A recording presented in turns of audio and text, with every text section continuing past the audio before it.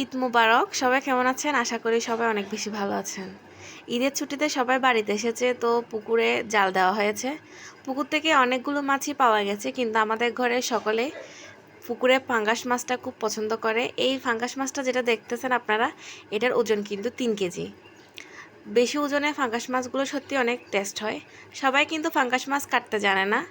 আমাদের ঘরে আমার বাবাই খুব ইজিলি ফাঙ্গাস মাছটা সাইজ করতে পারে।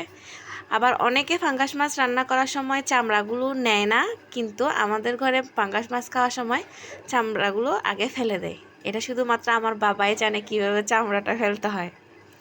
দেখতে থাকুন আপনারা কীভাবে মাছটা কাটা হচ্ছে আর ক্লিন করা হচ্ছে। অনেকের কাছে কিন্তু ফাঙ্গাস মাছ এক ধরনের জাতীয় মাছ, সবাই খুব পছন্দ করে। আপনারাও কি ফাঙ্গাস মাছ পছন্দ করেন? আমার পেজটা এখনও যারা ফলো করেন নাই, তারা লাইক, শেয়ার আর কমেন্ট করে পাশে থাকবেন, ফলো করে দিবেন। আর পারলে বেশি বেশি ভিডিওগুলো শেয়ার করে দিবেন, যাতে আমার পেজটা তাড়াতাড়ি গ্রো হয়ে যায়। আবার সবাইকে ঈদ মোবারক। ধন্যবাদ।